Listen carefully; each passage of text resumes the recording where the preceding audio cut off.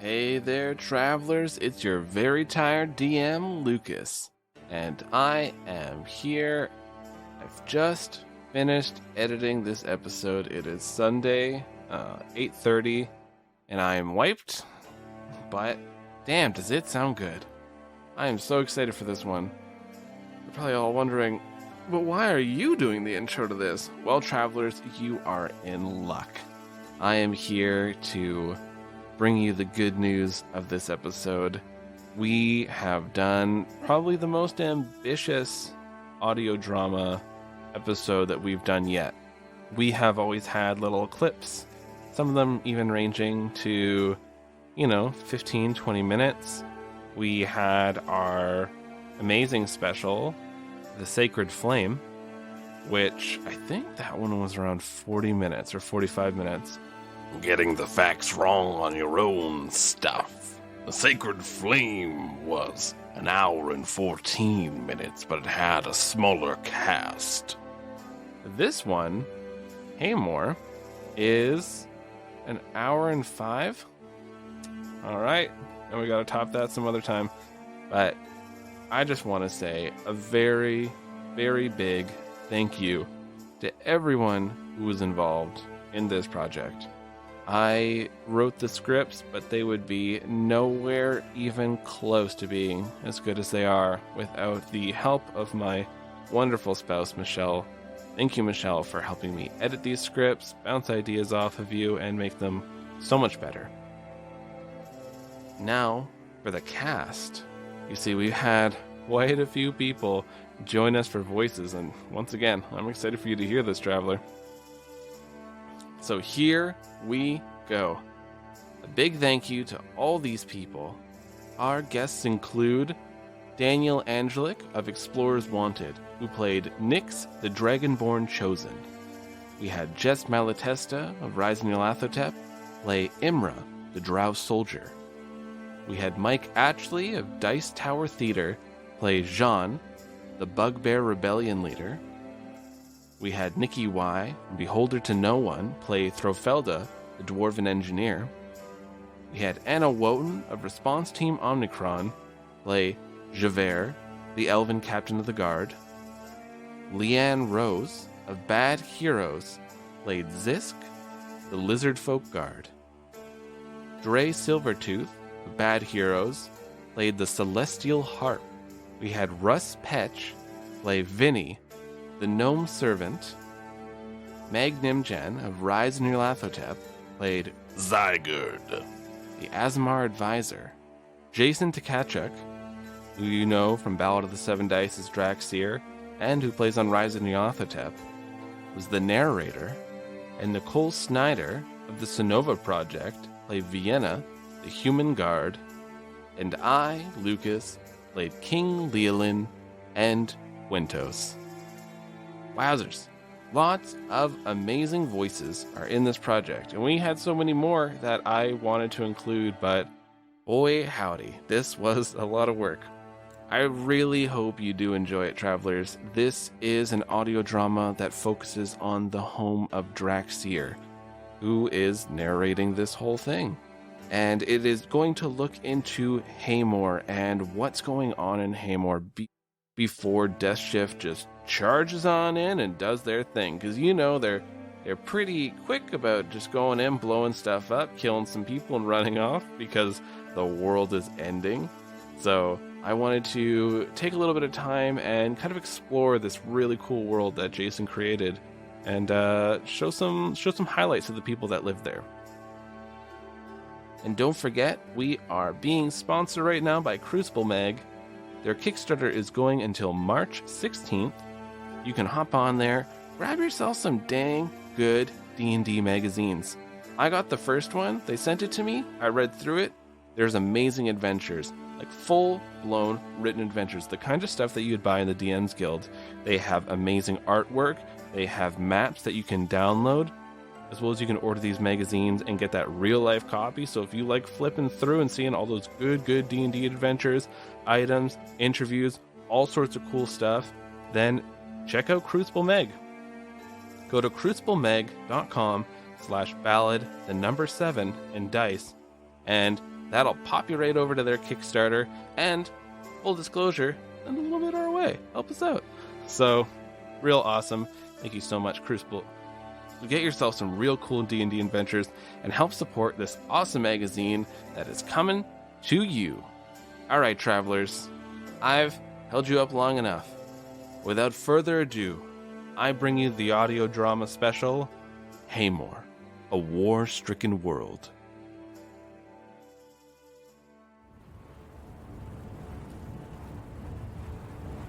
We find ourselves gazing upon a city nestled in a barren, war-torn land.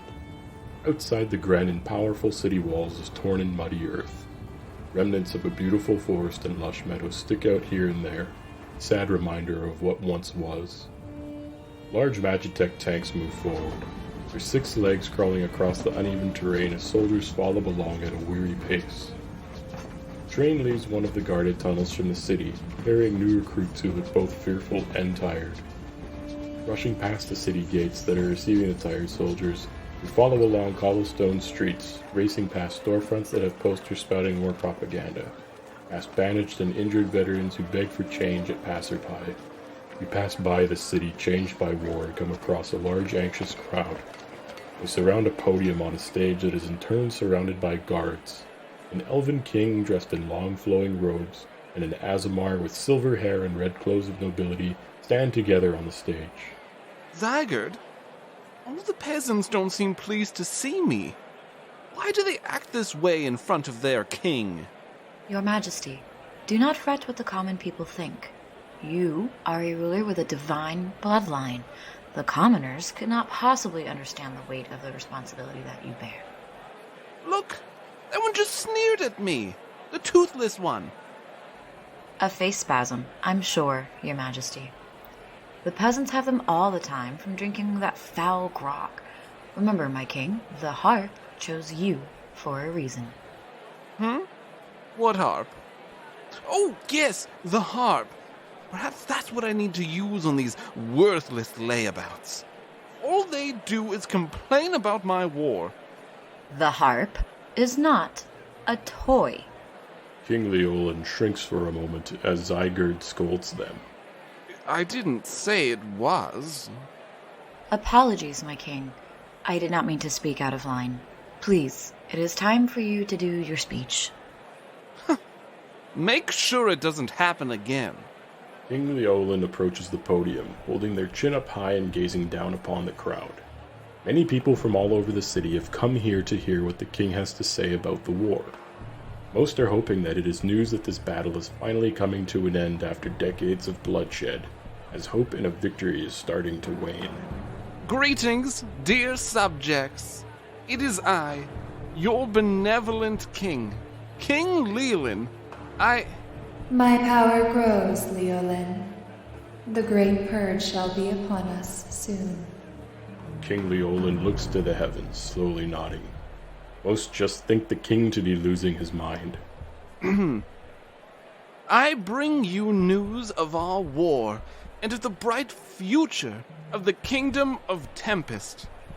As you know, the god of war has always brought us bountiful rewards and given us a strong kingdom in order to stand against the kingdoms of Bane and Tyr.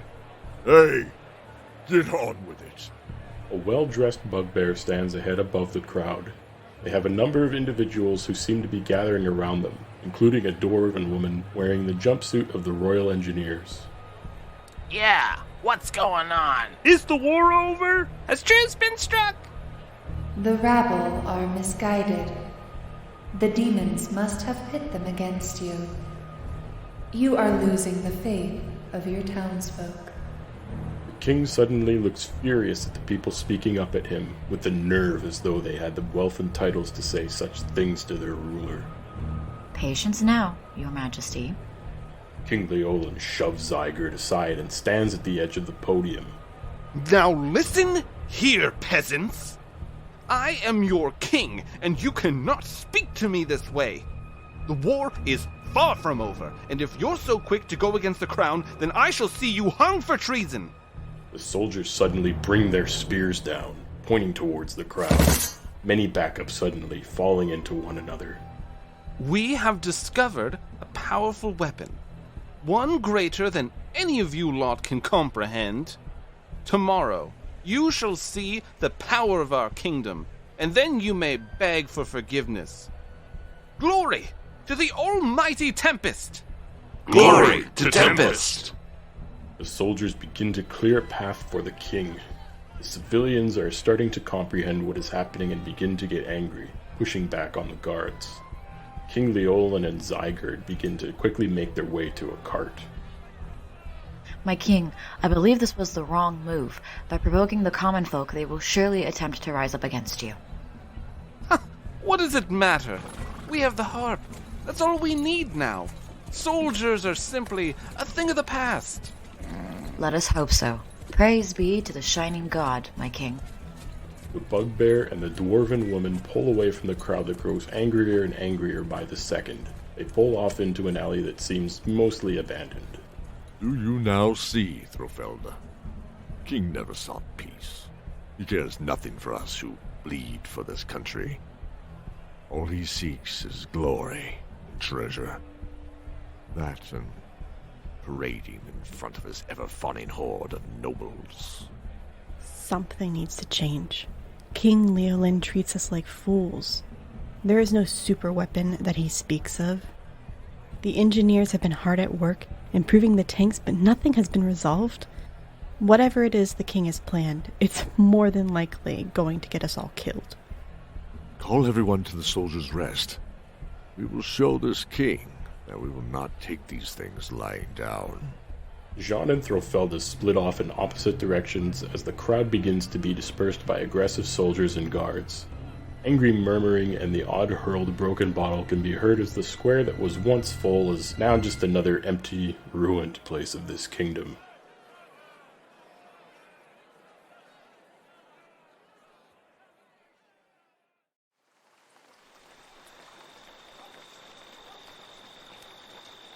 We find ourselves coming upon a tavern.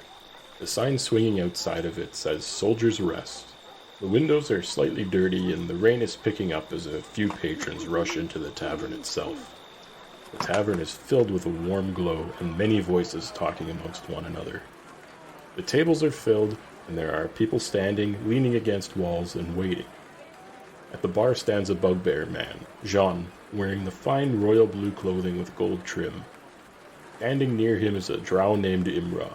They are dressed like a soldier, swords at their side and a Magitech rifle slung over their shoulder. They are missing an eye and a part of their face suffers from burns. Beside the drow is a dwarven woman, Throfelda, her beard neatly braided and clasped with an iron ring. She wears a bluish-gray jumpsuit of the Royal Engineers that is stained with oil and grease. On the other side of the bugbear is a dragonborn named Nyx. He wears armor that has seen better days and is cleaning a sword that is etched with runes. He has a strange tendrilled symbol on their left hand that seems to go up his arm. Jean clears his throat. Thank you, everyone, for attending tonight. After today's speech, I think we all know now what must happen. A few heads nod in the crowd, but many look unsure. Imra speaks up, not moving from leaning on the counter. That waste of skin, Leolin, has sentenced us to our deaths once more. He will drag our corpses through this war for as much profit as it will grant him. Do not be fooled. Once he is done with you, he will toss you in the trash. More heads begin to nod. Dark looks begin to cover faces. That's right. There is no super weapon. The Royal Engineers would have been the first to work on it, design it, hell, at least tested the thing if it was dug up from nowhere. No one has heard anything about this, just another lie from our monarch, so that he can stay in charge. This was the last straw needed, and now the crowd grows angry and begins cursing Leolin's name. You see, we are pawns. Resources to be used to get whatever Leolin wants. We cannot stand by and let this monster do more to us. Then what are we gonna do? We gather as many people as possible. We storm the castle tomorrow, midday. The crowd suddenly grew silent. Do not fear, my friends. I know what you're thinking. We ourselves have been prepared for moment like this for some time. What Jan says is true. We have multiple explosives that will make short work of the castle walls and allow us to storm in. Your king has abandoned you and sentenced you to death. The man must be dethroned, and we cannot do this alone. We need your help to make this work. Even if we storm in, we don't have the gear or strength to deal with the guards. Normally I would agree, but after that speech today, our ranks have been bolstered like never before. The Smithing Guild has sent us 2 wagons full of weapons and armor, and is ready to back us up at a moment's notice. We have never been more ready. Hopeful murmuring begins to fill the tavern once more. The plan is a simple one. We will fire the explosives at the guardhouse, near the entrance to the castle. We will then use that opportunity to charge in and overwhelm the guards while they are distracted. While this is happening, our strike force will move in and swiftly take out Leolin before he has a chance to call upon reinforcements. Imra. The strike team will consist of myself, Nyx, Throfelda, and a few guards who are ready to go turncoat the moment the operation is underway. We will enter through the kitchen and use the servants' corridors and make our way swiftly to the throne room where Leolin should be entertaining nobility. That's when we will use this experimental Magitech rifle to neutralize the nobles, while we move forward and kill King Leolin. Only when the king's head sits on a pike will we truly be free. The crowd begins to cheer and nod to one another. There are a few looks of confusion, and one voice asks, What about you, Jean? I will be there with you all, charging towards the castle to hold off the troops. I would be a poor leader. I was not also willing to put my life on the line. The crowd erupts in cheers and praising Jean as a true leader. People come up and are clapping Jean on the back and on the shoulders. Imra turns towards Throfelda as the 2 of them move from the crowd and people congratulate them on the plan. You sure that rifle of yours is going to be ready for tomorrow? Oh, don't you worry about that. Come the 9 hells or high water, I'll have it ready to sizzle some pompous nobles. This thing will have enough kick to make a Magitech tank shudder. I can't believe we're actually doing this. I never thought this war would be over. It's only been 3 weeks since I got back from the front lines, and I already got a letter of redeployment. Throfelda, I would rather die than go back to that hell. I know, Imra. The war is over. We will topple that fop of the king and bring a truce to the lands. Cheers to that. The 2 clink mugs as they take hearty swigs. Townsfolk eagerly go over plans and parts begin moving as this rebellion begins its first attack.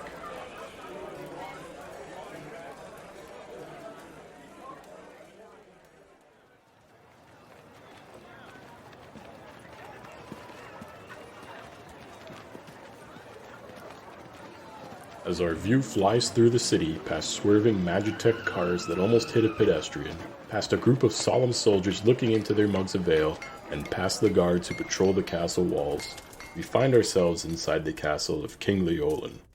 We see a small gnome, Vinny, dressed in the uniform of castle staff. A simple dress shirt and black vest with the royal insignia, and black dress pants. Vinny is carrying a bottle of wine and a glass on a tray.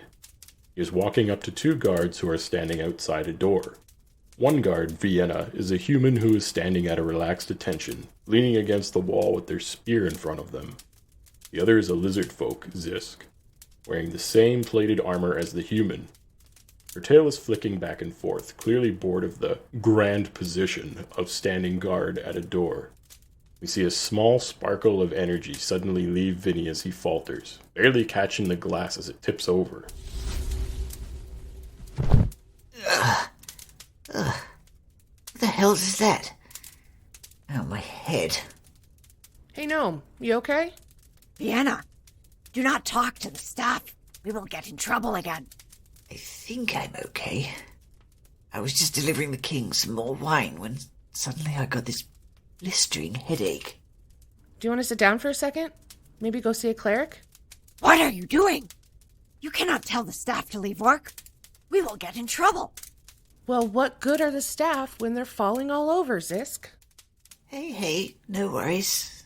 Thanks for the concern. I'm okay. I'll take a seat once I get this to the king. Vinny walks up to the door and Zisk opens it up. As the door swings open, we see King Leolin lounging on a large fainting couch.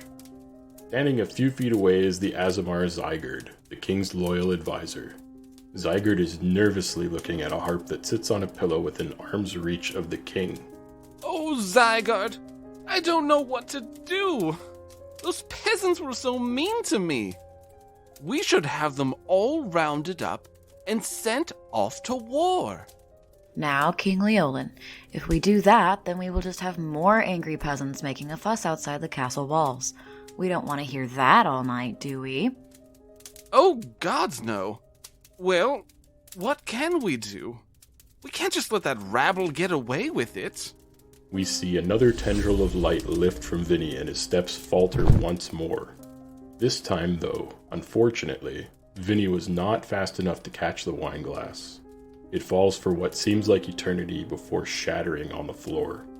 You see the tendril of light lift into the air and then sink right into the harp. Zigurd and the king quickly spin about to look at the gnome.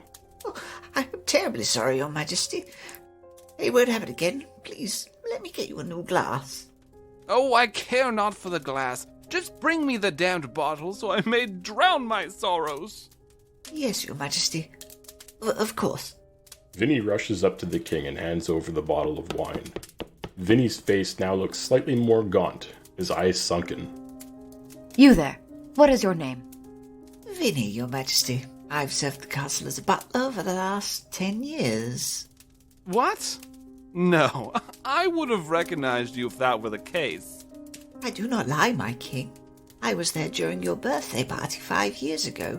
You were throwing cake knives at the staff because you wanted to see us run faster. I did that? That doesn't sound like me. That sounds like a cruel person, and I am a benevolent king. Isn't that right, Harp? Yes, King Leolin. There is no one as kind and just as you. That is why we need you to use my power to slay the evil nation of Bane worshippers. Ha! See? See what, King Leolin? What the harp said. The harp said I was a kind and just ruler. Vinny and Zigurd exchange glances as Leolin drinks straight from the bottle. Vinny begins to take a step back when a strand of light lifts into the air from Vinny's body and is absorbed by the harp. What in the nine hells was that? I swear I just saw that harp pull light from me. My king, perhaps it is time to put the harp back into the vault. What? Why? Because it's eating that gnome's soul? Don't be so dramatic, Zigurd. It's just a stupid servant. Wait, what? You telling me that the harp is eating me? Well, obviously, it needs more power to be able to fire a blast big enough to wipe out an entire nation. We're going to have to sacrifice a few of ourselves here. King Leolin, you must stop this at once. We do not know the dangers of this harp. It could start eating you or me. I told you, Leolin. Zigurd wants to use me for their shining god. Zigurd doesn't want you to win this war. Is that true, Zigurd? Is what true? Vinny, leave immediately. You don't need to tell me twice, sir. Vinny starts running away from the arguing king and advisor, clambering through the doors. Another strand of light is lifted from Vinny, and Vinny's legs give way as he falls into the floor. Zisk looks surprised by this sudden arrival, and Vienna goes to kneel down beside the gnome. Gnome, hey gnome, you gotta wake up. What the hell's happened here? Zisk, go get a doctor. I'm supposed to stay at this post. Are you kidding me? Look at this gnome. He's going blue in the face. Zisk looks hesitant, and as they are about to leave, both Vienna and Zisk watch as Vinny's skin becomes saggy. Unbeknownst to them, a strand of light leaves Vinny's body and flows into the room. absorbed by the harp that is being cradled by the angry, drunken king who is yelling at their advisor. You've got to get me away from that harp. It's a demon or something. What the hell is going on? Screw this. I'm taking him away. Fine, but be quick about this. I don't want to see what the king will do. Vienna scoops up Vinny and begins to run down the hall towards the stairs that lead to the doctor on staff. As Vienna is running, Vinny's eyes suddenly go wide. I can hear it. I can hear the wailing calls. By the gods, what the hell is that? What the hell is what? No, I don't hear anything. Just wait, we're almost to the doctor's room. It's the sound of nightmares. Hundreds of mouths screaming at once in different pitches and emotions. The very planet we stand on fears this. Birds flee, animals hide. Monsters turn tail and run from such a being. Vienna starts banging on the door of the doctor. Doc! Hey, Doc! We got something real bad going on here, and I don't know what the hell is going on. Vinny grabs onto Vienna's collar. Azathoth calls to us. We seek the end of all things, the great reset. Doom. We are doomed. The blind idiot, God shall... Just as the door opens and an elven woman is putting on her glasses sleepily, the final strand of light lifts from Vinny and sails into the ceiling. Both Vienna and the doctor watch as the last of the poor gnome's life force fades. Just as they're both wondering what happened to Vinny, the doctor stumbles a little and we see a strand of light leave them.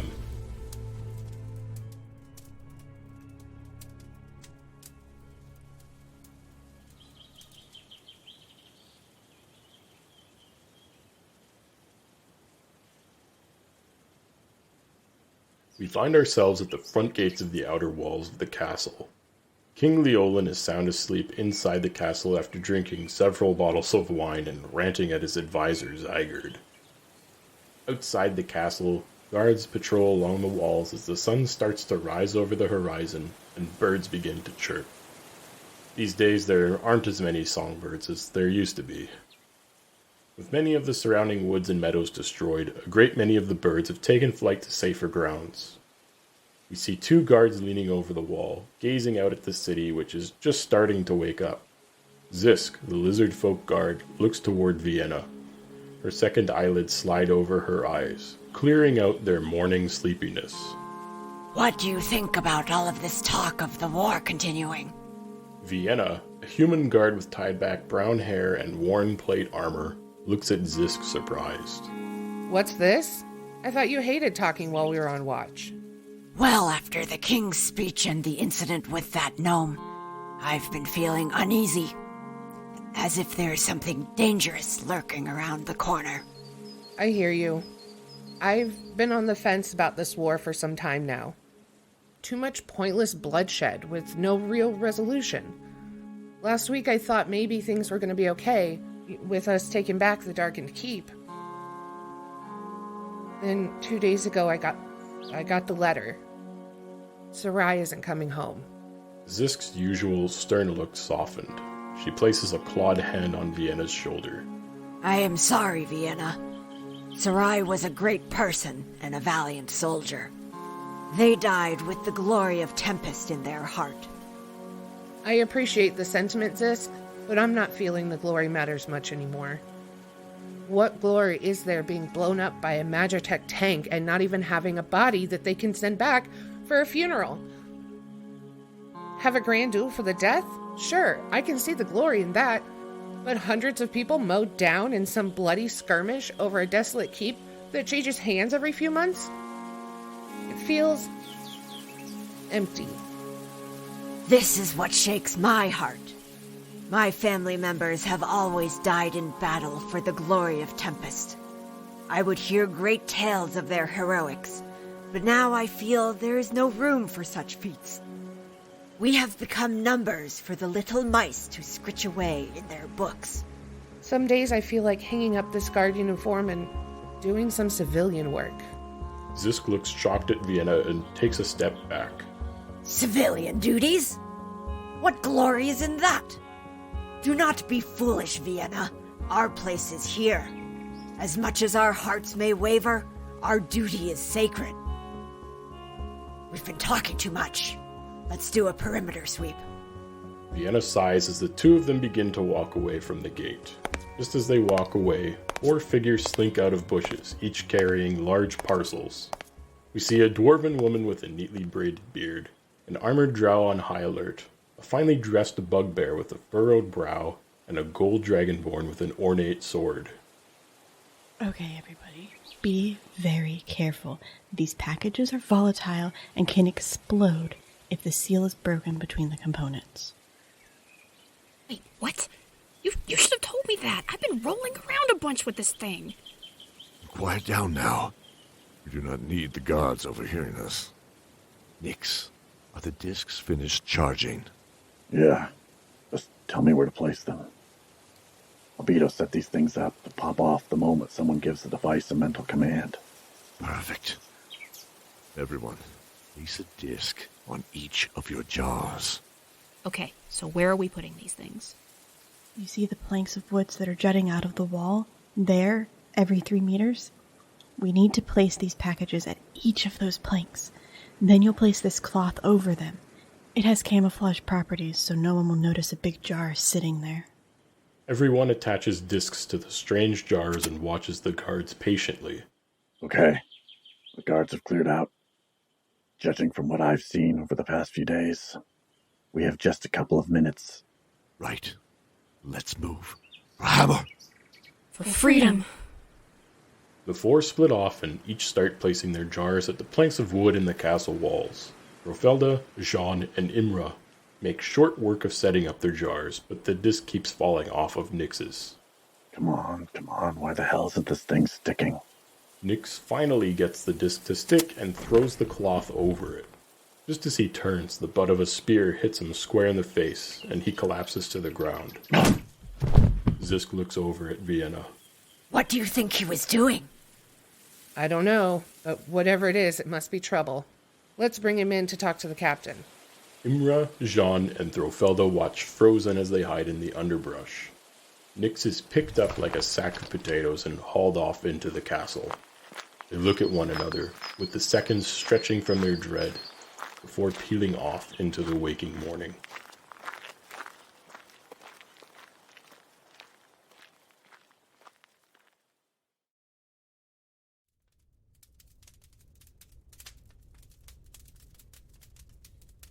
Vienna and Zisk haul the unconscious dragonborn Nix into Captain Javert's office and drop him on the floor.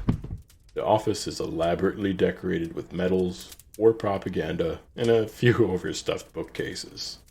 Behind the desk is an elven woman with a scar across her cheek. Her short blonde hair is neatly combed back. Who is this? Some mercenary. He was lurking near the wall. We think he had friends with him, but they must have scattered when we knocked him out. He looks like a veteran. Arcane blade, good armor, some strange tattoo that goes up his arm. Javert gets up from her desk and crouches near Nix. She looks over his tattoo and gear. I don't recognize the tattoo, but you're right about the gear. After that speech the king gave, I'm not surprised people are trying things. You don't think it was an assassination plot, do you? More than likely. It wouldn't be the first with Leolin. His father was a great man, loved by the people, and even he had his fair share of assassins. Time to the chair. Vienna quickly ties Nix to the chair while Zisk pats him down and removes a startling amount of weapons. He's like a walking armory. Most assassins and mercs are. The thing that doesn't make sense is why now, when the sun is starting to rise? If he was up to something, he should have done it at night. Javert walks over to her desk and picks up her cup of water. He splashes it in Nix's face, startling him awake. Shit. What are you supposed to be, captain of the guard? Well, he's not a fool, at least. What's your name, Dragonborn? It's Nix. Look, I know how it seems, but I'm here to save you all. Javert arches an eyebrow, amused. Save us from what? Our king? To hell's with your king. He's a fool. It's that harp that's gonna get you killed. The harp? Oh, so you're a thief. Odd equipment for a thief, don't you think? What harp is he talking about? The silver and gold harp your king wields. It's going to destroy the entire kingdom, along with everyone who lives in it. The door to the office opens and Zigurd, tall Azamar with long flowing hair and red robes, steps in. Is there something you need, Zigurd? I heard that you captured a shady individual with a tattoo on their left hand. Yes, they have just been telling us how the harp is going to destroy our kingdom. The renting of a madman, Captain Javert. Send this one immediately to the dungeon. Zigurd, while you are allowed in my office, do take note that I take no orders from you. You are simply an advisor to the king. Can you not notice a danger to the castle when you see one? Look at them, armed with weapons and that disgusting parasite. Parasite? Nick swivels his head to take a look at Zigurd. Ah, hells. You have a cultist as an advisor? That's just great. What next? You all worship the Shining God? You take that back, you filth. The Church of the Shining God is a sacred faith, not some cult. Oh, I'm sorry. Did I hurt its feelings by calling you out for worshipping a monster that eats planets? Zigurd rushes to strike Nyx, but Vienna and Zisk hold them back. That is enough, Zigurd. You have no jurisdiction here. You are disrupting this investigation, and I will see you gone. Zigurd collects themselves and straightens their robes. You will regret this, Captain. I will see you flogged for your insubordination. Out before you go to the dungeon. Zigurd gives a withering stare at Nyx before leaving the office. What was that about, Captain? Damn nobles thinking that they're above the law, that's what. Listen, I get that you might not want to believe me right now, but that harp is dangerous. It is a powerful artifact from another world. It is too volatile to be used by just anyone. I need to get it back to the other Chosen. Chosen? What are Chosen? We are a group of special warriors that have been chosen from different worlds and granted abilities to fight monsters from outer dimensions. Silence falls over the room before everyone bursts out laughing. You expect us to buy that? I bet they all have different special powers, too. And they're all mighty heroes.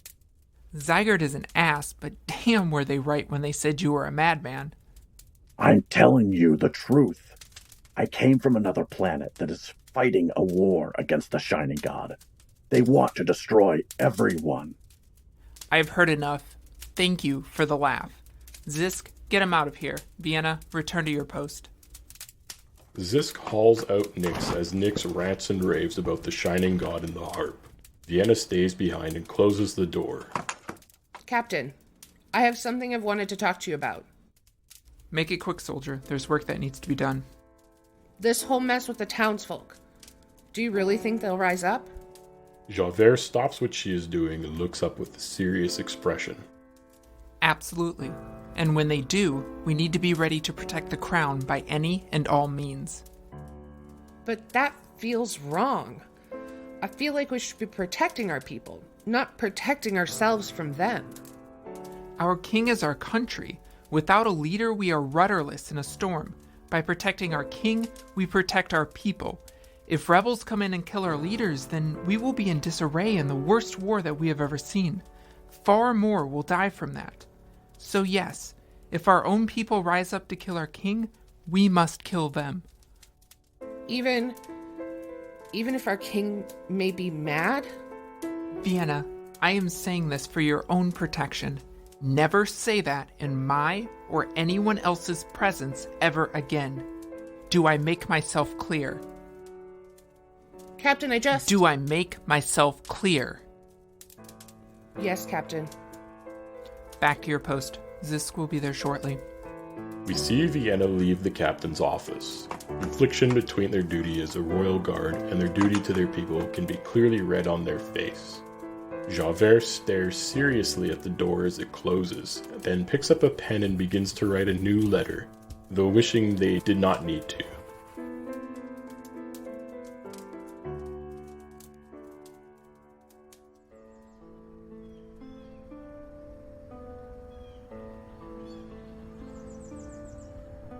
We see a large band of people in armor with new weapons gleaming in the morning sun. Their breath hangs in the air. Magical energy crackles around them, cloaking them from prying eyes. In the short distance, the castle walls can be seen as guards are lazily patrolling. A bugbear in breastplate armor steps forward. Jean's hair and beard are braided and war paint decorates his face. The time has finally come to end the reign of the mad King Leolin. Long have we lived under his tyranny. Long have we fought this war. The armored soldiers nod, rage in their eyes. All of us have had to say our goodbyes to loved ones. All of us have felt the emptiness in our beds, at our dinner tables, in our halls. We will fight his endless war. No more! Today we make a stand. Today we fight for Hamour. We shall see peace in our time. The soldiers cheer, unafraid due to the magic surrounding them dampening sound to outsiders. Suddenly, a series of devastating explosions ring out and pieces of rubble go sailing over them, some hitting the arcane shield. For Hamour! The ripple of energy dissipates as the band of soldiers charge forward through the shattered wall. Quickly pouring out of the castle, soldiers rush to meet the rebels. Steel clashes upon steel, but the soldiers of the castle unprepared and not equipped for a full battle. The castle guard is quickly pushed back into the courtyard as the rebels move with a terrifying fervor. Light begins to trickle away from the bodies and into the castle. Each time a blade slices through an enemy, or when an arrow pierces armor, there is a sparkling of lights. As lifeblood spills onto the ground, their life force trickles away, eating the Harp of Celestia. Yes, yes. Give your life to me. Give your life so that we may vanquish evil. Take no prisoners. Leave none standing. Soldiers falter for a second. They look around, trying to see where the voice came from, but then are all quickly dragged back into the battle. An elven woman cuts down a rebel and takes them aside. Everyone, rally to me! We will not let these treacherous curs into our halls. Captain, your treachery to the people of Hamour ends today. Suddenly, behind a few skirmishing soldiers charges a bugbear. He clubs a soldier in the head, crushing their helmet and crumpling them to the ground. Jean steps towards the captain as chaos engulfs them. At last, you show your true colors, Jean. You seek to weaken our nation in the middle of this war. Who bought your loyalty? Tyr or Bane? Jean swings his mace, narrowly missing Javert as she brings her shield up in duck. You should know me better than that, Javert. You've had your dogs watching me for weeks now. My loyalty is to this kingdom and its people. Javert pivots to the side and slams her shield into Jean's ribs, forcing him to take a step back. Our kingdom? You seek to tarnish the glory of Tempest and turn this country into a ghost of what it is. Jean swings his mace once more, hitting Javert's shield and numbing her entire arm. Our nation has been a ghost of itself ever since that psychopath took to the throne.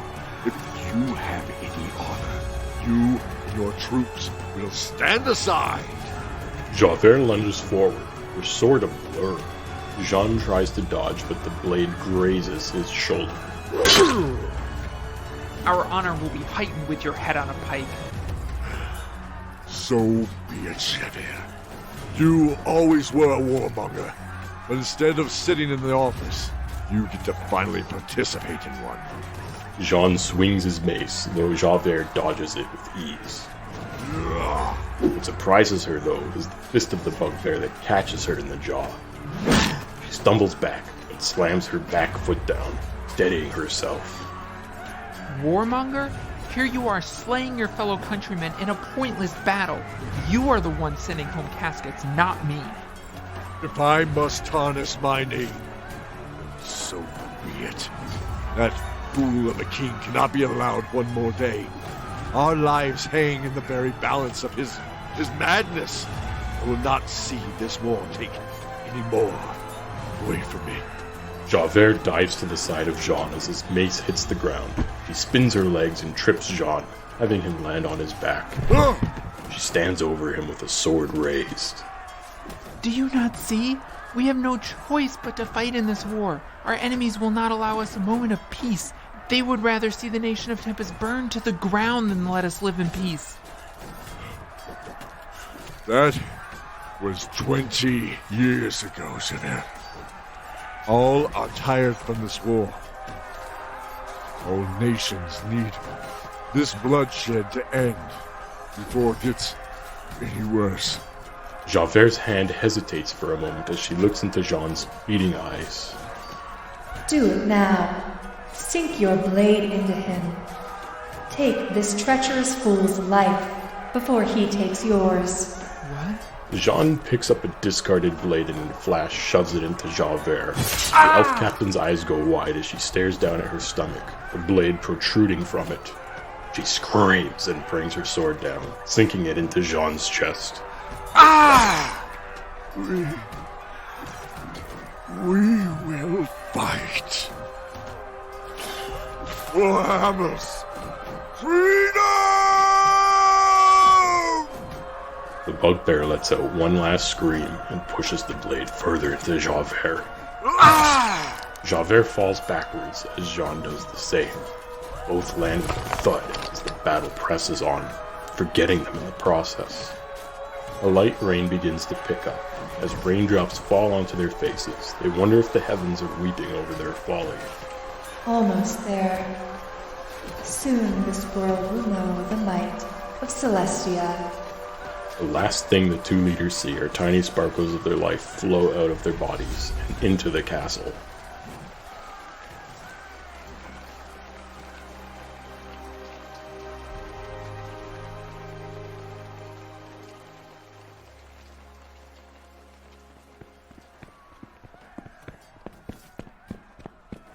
We see two royal guards, a human and a lizard folk, running through the halls of the castle. The sounds of battle can be clearly heard from outside. The halls are empty and the torches sputter as the two are racing to the side entrance of the castle. Wait! Vienna, wait! What are you doing? I'm getting the hell out of here, Zisk. I just bumped into the captain's assistant and I saw a letter about me. She's going to have me in prison. Why? The captain has no reason to do so. Vienna comes to a grinding halt and Zisk almost runs into them. I told the captain. I told her about our talk this morning. Zisk's face grows pale and eyes go wide. Did you? No, just what I was thinking. Though she might imprison you as well, since we've been on patrols together for some time. Why would you do that? Did you think she was suddenly going to go all soft and feel bad because you feel bad? This is war, Vienna. I assumed there was some shred of decency in Captain Javert. I thought she would listen to my pain and give me words of comfort. You fool! You've doomed me! You've doomed us both! This is how I kept my hatchlings fed! I'm sorry, I didn't think about that. Of course you didn't. You were just so hell-bent on being right. Some of us don't have the luxury to stand on an ivory tower and preach our moral superiority. Gods, Vienna, my children! Look, just talk to the captain. Tell her that you had nothing to do with it, that you tried convincing... Oh, and I suppose she will show me the same sympathy she showed you? There is only one way I will get out of this. Zisk draws her sword and takes a step towards Vienna. Vienna backs up, drawing their own blade. Zisk, what are you doing? I have to capture you. If I capture you and bring you back, it will show my loyalty. I do not wish to kill you. Drop your sword and face the wall. Zisk, no. I'm sorry, but I cannot go into that jail. The inmates will kill me. I'm sorry, Vienna. You've left me no choice. Zisk lunges forward and swings her sword. Her blade hits the wall as Vienna dodges to the side. Vienna swings their blade in a wide arc, but Zisk manages to catch it with her own. Zisk pushes Vienna off and kicks them in the stomach. Vienna falls back, knocking into a door. Zisk charges forward, plowing her shoulder into Vienna and knocking the door right off of its hinges. The two hit the ground and begin wrestling. Two rebels come across the scene. Shit, guards. We have to take them out. No time. Zisk and Vienna look up surprised as the drow descends upon them with military precision, sinking a blade into each of their throats. They both cry out in pain and shock as glittering light leaves their bodies. They wheeze and gasp for breath as Imra turns their back to them and cleans their swords. By the gods, Imra, you could have just knocked them out. We don't have time for that. Let's move. If we're fast, we can grab Nyx on the way. Imra and Throfelda quickly rush into the castle's newly removed doorway as the rain begins to trickle down. Zisk and Vienna look at one another, clutching their throat. Their grips loosen as their energy fades. Zisk's eyes are filled with a fury as tears stream down her cheeks. Vienna looks upon their friend, regretting this day and the conversations which occurred. As the two sets of eyes glaze over, trickles of life force leave their bodies and weave their way to the throne room.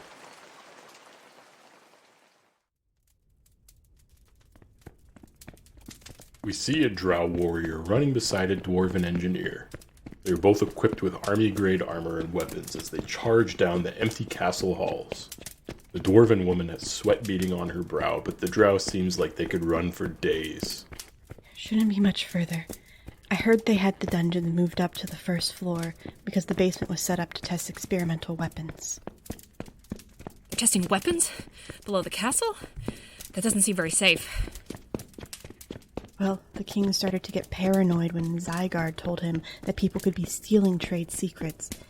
He figured that if they were in his basement, then they couldn't be stolen. Gods, it is a wonder how that fool hasn't died yet. Hey, shouldn't there be castle staff around or something? This place is empty. Well, there is a battle outside. Maybe they're all holed up in some safe room or something. That makes sense. Makes it easier for us. Soon. Soon what? Huh? You said soon. Soon what? I didn't say anything. Oh, finally, the cells. The two run up to a long row of cells that have been haphazardly placed in what had once been a parlor to entertain guests. A few pieces of the furniture even remained in some of the cells. Sitting on a red velvet piano bench was Nyx. The Dragonborn was nursing a black eye, but otherwise relatively untouched. Oh, thank the gods. I was worried I would have to hear that Zigurd person gloat to me again. The king's advisor. Yep. Turns out there's some bigwig in the Church of the Shining God. Imra tries key after key on a large ring of keys taken from the guards. Gods, why do these guards have so many keys? I must have tried 10 already. Hey, do you know where my sword is? Sorry, Nyx. We don't have the time to fetch it. Battle outside is fierce, and Jean can't keep that up forever. Shit. Alright, I'll have to come back another time. It's just a sword. You can get a new one. Got it. The cell door swings open, and Imra tosses Nyx a short sword. See? New sword. All right, let's move. The three start moving quickly with Throfelda in the lead. They wind through passages, up staircases, and through connecting rooms. It's not just a sword. I spent a lot of time crafting that thing. The runes on it are incredibly dangerous. Not just anyone can wield it. Magic swords are a dime a dozen in Hamour. Don't worry about it. Throfelda can build you something 10 times cooler. True. I just would need a rest first. I told you to practice your cardio for this, Throfelda. God's damn, your cardio. Finally, the three make their way to a long hallway lined with statues of valiant past rulers. Magitech lights illuminate the path leading to a large double door inlaid with gold leafwork. As they stop, suddenly 2 strands of life force swell from them into the throne room. One from Throfelda and one from Imra. More. Bring me more. What in the hell? My head is spinning. I hear you. It must be some sort of magical ward. What are you two talking about? I feel fine. Imra squints at Nyx with a pained expression. You don't really feel that? Maybe your freaky outer world stuff is keeping you safe. It's possible. But more importantly, shouldn't there be guards posted here? Yeah, this doesn't feel right. We don't have time for this. We need to kill the king. We will not have another opportunity like this. The three press on and open the door to the throne room. It opens with ease to a horrific scene. The room is filled with corpses of the castle staff and guards. Everywhere on the floor was a body of some butler, cook, or guards person. Reaching towards the door, their color gone from their body, leaving gray-skinned husks. Across a sea of corpses stands Zigurd, a number of nobles, King Leolin waving a sword around. These will do, Leolin. Bring them to me. The time is nigh. Oh, more peasants! Hey, that's my sword. Chosen! You foul demon spawn. Did those two release you? Throfelda pulls the trigger and a Magitech rifle fires into the air. Everyone shut up. We're here to kill the damned king. King Leolin smirks as Throfelda aims her Magitech rifle at the king. The magic from the rifle is suddenly leaked out of it, sailing through the air in a chaotic dance and going straight into the harp. That's impossible. What in the nine hells is that harp? Oh, like my harp, do you? This was a gift from the Church of the Shining God. They saw that only a true ruler could wield such a powerful weapon as the celestial harp. The nobles nervously smile and nod at this, some of them even applauding. Meanwhile, Zigurd has a look of hatred fixed on Nyx, who is distracted by his sword that Leolin is swinging around. Then we won't use magics. I'll cut you down where you stand. Imra charges forward, expertly stepping between the bodies. They begin the mesmerizing dance of a blade singer, lifting themselves along as though they were a dancer at one of the many balls for the king. Just as Imra was 5 feet away from Leolin, and it appeared that his life would end, Imra falters. 2 wounds appear on their abdomen, tiny holes that begin to bleed. What did you do? Imra coughs up blood and begins to bleed from their eyes, ears, and nose as necrotic energy flows through them. Glittering energy can be seen leaving Imra and going directly into the harp. Imra! More, Leolin. I need more. The kingdom of Bane must come to an end. Did you just see that? That heart just ripped energy right out of Imra. What are you talking about? To hells with this! Throfelda tosses her Magitech rifle to the ground and pulls out 2 spheres. Wait, Throfelda. If you use those, we are all dead. The time for action is now, Nyx. I'm sorry. Throfelda charges forward and hurls the explosives. Zigurd sees this and, with a smirk, waves their hand. The explosives fly backwards and detonate in front of Nyx and Throfelda. As the smoke clears, Nyx looks over and sees his companion. Her lower half is on the other side of the room, and she lay there gasping. Good one, Zigurd. Happy to serve, my king. Nyx crawls over to Throfelda, holding her hand. Oh gods. I'm sorry. I'm so sorry, Throfelda. I didn't know the harp would be like this. It led us to our deaths. Throfelda's eyes are wide with rage and pain as she grips Nyx's shirt. Kill him. Free Hamour. Throfelda's hands fall limply to the ground as energy leaves her body and flows to the harp. A desperate Nyx looks up, his one good eye wild with panic, fear, and rage. King Leolin mocks Nyx, pretending to cry while the nobles standing behind the king nervously laugh and applaud. Zigurd stares at Nyx, smiling smugly. What the hells can I even do? Nothing, chosen scum. Grovel at our feet, and we will offer you a merciful death. Wait, why hasn't the harp tried to take my life force? What? Harp, why don't you eat this peasant? The souls I use for fuel cannot be tainted. This one's soul is fused with foul, perverted magics, burning it away for meager power. The harp can't affect me. No, that's not right, Harp.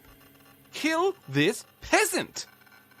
If you use my power now, you shall not be able to destroy your enemy without harvesting more of your subjects. Do not worry, my king. I will take care of this trash, just like I dealt with the other chosen of this world. The Aasimar steps forward as a dragonborn stands to his feet. Zigurd rushes forward as their robes split open, and numerous tentacles rip out of their abdomen. The first two tentacles strike Nyx in the thigh and head, but Nyx manages to catch the rest with his sword. Tentacles fly at a furious speed as Zigurd takes slow, purposeful steps towards the Chosen. Your pathetic attempts at stopping the Shining God shall hinder us no more. Astoria and her lot's days are numbered. Your Shining God will kill us all, you fool. They eat worlds. They do not leave survivors. That includes you, Zigurd. You expect me to believe you? I've seen the Shining God. I've seen their majesty take form in front of me. With their aid, we will remove the blight that is all the other gods. King Leolin leans back and talks softly to the nobles around him. What are they talking about? Don't we all follow Tempest? I'm not too sure, your lordship. Another one of Zygurd's tentacles lashes out and grabs Nyx's arm, breaking it with a resounding snap. I've seen what Dorum does to her minions. You're as disposable as these ones were. Nyx strikes out with the short sword, and a few runes which are drawn on it in blood suddenly glow. The sword slices through two tentacles. This pain is nothing compared to what I'll make you feel. How dare you utter the Messiah's name? Tentacles shoot out like bullwhip. Bloody lines appear all over Nyx as he tries to defend with his one good arm. Finally, a tentacle lashes out, slicing Nyx across the throat. Take that, you wretch. Now bleed out on the floor like a good little soldier. Nyx falls to the ground, holding his throat as the color drains from him. He attempts to crawl towards the cultist, leaving a trail of blood, but stops short and goes still. Zigurd walks back to their king, and King Leolin turns around to face the nobles. Do you see now? Our might will be enough to destroy even the most terrible of foes. A noble lifts their hand as though asking permission to speak. Not now. Now where was I? Yes. Our foes, they shall tremble and openly weep when they see the full might of the Kingdom of Tempest. Behind the distracted King Leolin and Zigurd, a large fleshy sack is formed over Nyx. It slowly splits open and Nyx's glowing blue eyes flick open. The temperature immediately drops and everyone's breath hangs in the air. What is this? Is this the Harp's doing? Harp, did you make it chilly for some reason? No. This is the work of the Far Realm's power. Your enemy rises once more. The Chosen. Suddenly, a blade bursts from Zygurd's chest. Standing behind him is Nyx. His tattoo that was once just on his arm is now covering his chest and going up his neck. He pulls the blade out and pushes Zigurd to the side. King Leolin falls back, scrambling for something to grab. Nyx picks up the discarded sword the king was holding. I told you I would get this sword back. Keep it! It's gaudy anyways, totally not my style. Leave my throne room at once, peasant! Not without this harp. King Leolin's eyes go wide as he looks for something to use. A small rotted hand lays on the floor, having fallen out of Zygurd's robes. King Leolin throws the hand at Nyx, hoping to stop him. The hand sails through the air and grabs onto Nyx. Nyx tries to take the hand off of him, but it holds tight. The hand begins to grow rapidly, pulling Nyx down to the ground while he slashes at it. The palm of the hand opens up into a horrific mouth, filled with rows of human teeth. Nyx tries to get away, but the hand crushes him and swallows him whole. The hand then shrinks back to normal size, leaving a worn-out king looking befuddled at his flock of nobles.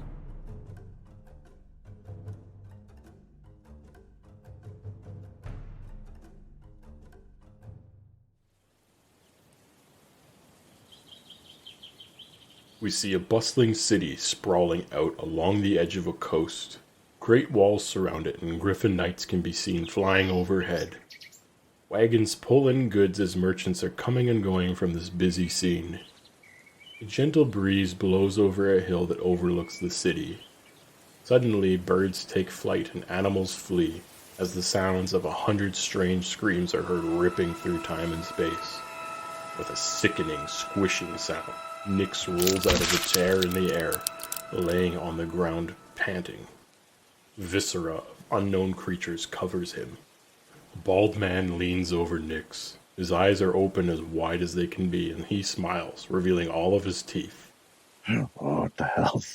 Where am I now? Who do we have here? Nyx, I presume?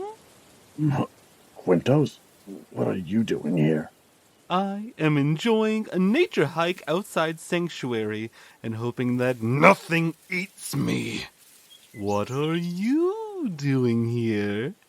Nyx sits up slowly and painfully, seeing the city for the first time. A spark of realization hits. Sanctuary? What, I'm back on Toril? We have a winner, ladies and gentlefolk! Now get back to work! Well, you certainly haven't changed. Ah, shit. I don't have the harp. Don't you worry your slacker mind about that. Death Shift is off to get it. No, that harp is way more dangerous than we thought. We need to contact them. I'm afraid that's a no-go.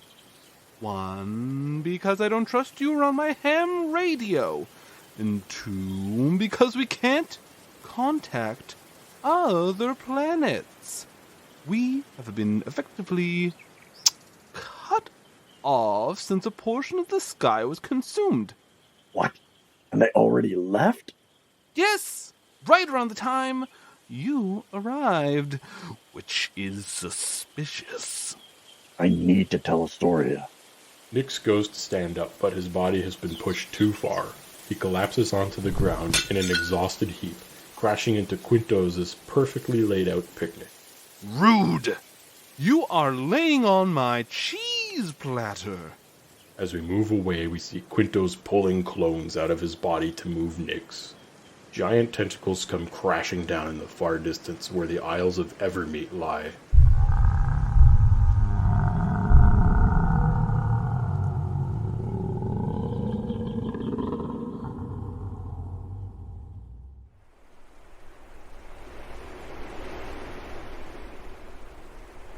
The wind whips dangerously fast as King Leolin leads his group of nobles to the top of the castle.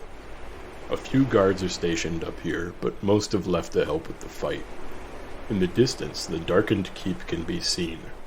For as far as the eye can see, the land has been torn up by machines of war and the boots of weary soldiers. At last, I can feel the energies of the ley line. Those castle walls were too shielded with arcane wards.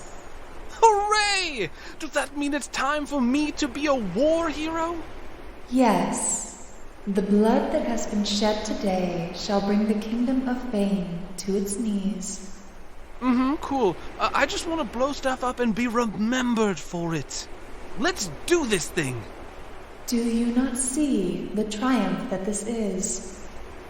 Good shall vanquish a great evil. This is our sacred mission. I don't really do missions per se. I do more whatever it is I please. Anyways, enough of the lecturing. Let's do this thing.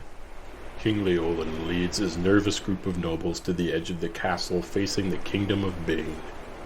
He holds the silver and gold harp and begins to play. The winds fade away almost immediately. King Leolin's hair begins to raise as his eyes glow a radiant white. Shine, Celestia, shine. Purify the grounds where evil has steeped. Wash away the sin that has corrupted these lands, so that divinity may flourish again. Be gone, foul ne'er-do-wells, and arise the faithful. With the power of Celestia, I purge thee. A stream of white light erupts from the celestial harp.